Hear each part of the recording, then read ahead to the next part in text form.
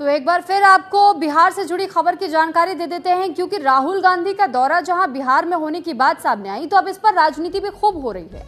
दरअसल दरभंगा में राहुल गांधी का एक कार्यक्रम होना था, जिस कार्यक्रम पर पुलिस की ओर से रोक लगा दी गई।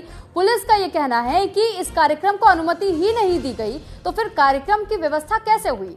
और अब देखिए, पुलिस की ओर से कार्यक्रम स्थल को खाली करवा दिया गया है, साथ ही राहुल गांधी को अंबेडकर छात्रावास जाने से भी रोका गया है। और इसी को लेकर के राहुल गांधी भी इस वक्त अपनी ओर से लगातार कोशिश तो वो कर रहे हैं, क्योंकि शिक्षा से जुड़ा हुआ संवाद उनका कुछ छात्रों के साथ में था।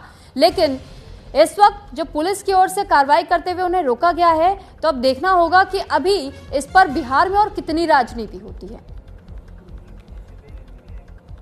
इस पर ज्यादा जानकारी के साथ ऋतु रोहिणी हमारे साथ जुड़ चुकी हैं। ऋतु, सबसे पहले तो आपसे यही जानना और समझना चाहेंगे कि आखिर जब राहुल गांधी यहां पहुंचे तो पहले से एप्लीकेशन दिया गया होगा ना कार्यक्रम को लेकर के, क्योंकि ये पहली उनकी सभा तो रही नहीं है। पॉलिटिशियन के तौर पर उनकी अलग अलग जगहों पर भी सभाएं होती रही हैं। पुलिस ने अनुमति दी या नहीं दी?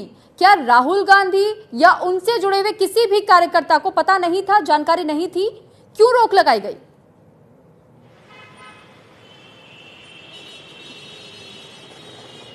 देखिए, कांग्रेस की तरफ से तो यही कहा जा रहा है कि कांग्रेस की तरफ से आवेदन दिया गया था और उन्हें मंजूरी दी गई थी। वो चाहते थे राहुल गांधी कि वो अंबेडकर छात्रावास जाएं, और क्योंकि वो न्याय शिक्षा जो संवाद है वो छात्रों के साथ करना चाहते थे, तो वो छात्रों से छात्रावास में जाकर सीधे बातचीत करना चाहते थे और इसी की वजह से छात्रावास ही जाना चाहते थे। हालांकि जिला प्रशासन का ये कहना है कि इस तरीके के किसी भी आवेदन को नहीं दिया गया था और इसी वजह से राहुल गांधी को वहां जाने से रोका गया, जिसको लेकर के दरभंगा एयरपोर्ट पे कांग्रेस कार्यकर्ताओं की तरफ से हंगामा किया गया।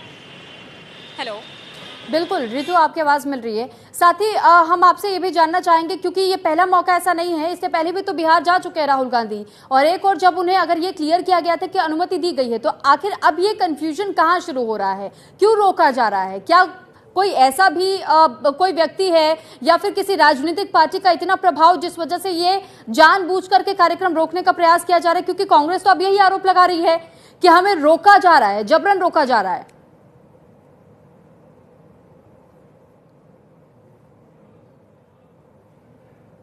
ऋतु, आपको आवाज मिल रही है मेरी?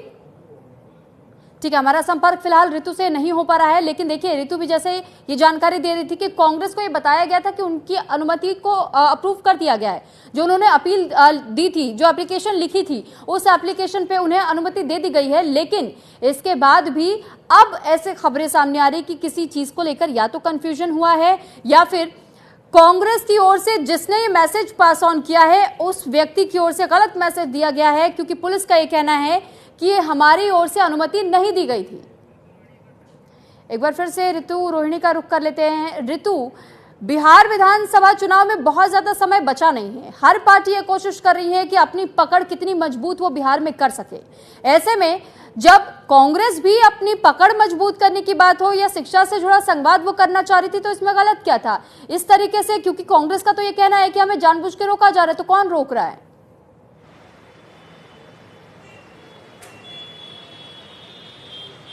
बिल्कुल, देखिए, कांग्रेस पार्टी की तरफ से यही कहा जा रहा है, जो तमाम नेता हैं उनके बयान इसी तरीके के आ रहे हैं निकलकर कि उन्हें रोका गया है। हालांकि जिला प्रशासन की तरफ से साफ तौर पे कहा गया है कि जो भी कार्यक्रम होना था उसकी अनुमति नहीं ली गई थी और इसी वजह से किसी आवेदन को नहीं मिलने की वजह से जिला प्रशासन की तरफ से राहुल गांधी को दरभंगा एयरपोर्ट पर रोका गया। हालांकि राहुल गांधी कुछ वक्त तक इंतजार करने के बाद जिला प्रशासन की तरफ से उन्हें ये कहा गया कि वो टाउन हॉल में जाकर के वहां पर जाकर संवाद कर ले, जिससे राहुल गांधी ने इनकार कर दिया और उसके बाद वो बैक गेट से वापस निकल गए एयरपोर्ट से बाहर और वो चले गए अंबेडकर छात्रावास और वहां जाकर उन्होंने छात्रों से बातचीत करी है और साफ तौर पर 3 मांगे रखी है कि जातिगत जनगणना जो कराई जाने की बात थी, जिसको लेकर के सरकार ने स्वीकृति दे दी है, उस पर उन्होंने कहा कि ये कांग्रेस की जो है वो एक तरीके से नैतिक जीत उन्होंने बताई कि जिस तरीके से विपक्ष, खास तौर पे कांग्रेस लगातार राहुल गांधी हो, तमाम बड़े नेता हो, वो लगातार जातिगत जनगणना कराने की मांग कर रहे थे, उसको लेकर के जब सरकार की तरफ से उसको स्वीकार कर लिया गया, उसको वो अपनी नैतिक जिम्मेदारी के तौर पे एक नैतिक जीत बता रही है कांग्रेस, और यही कह रही है कि हमने नरेंद्र मोदी सरकार पे ये दबाव बनाया और इसी को लेकर के आज हुआ। और इसके साथ वो ये भी कह रहे हैं कि हमारी जो 3 मांगे हैं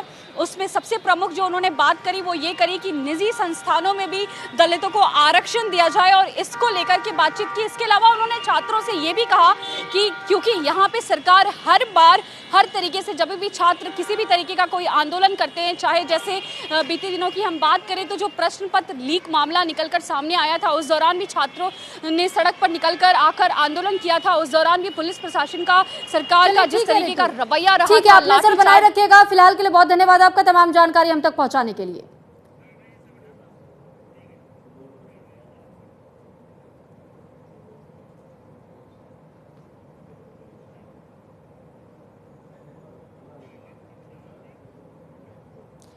तो वहीं तमिलनाडु के फैक्ट्री में फटा सीवेज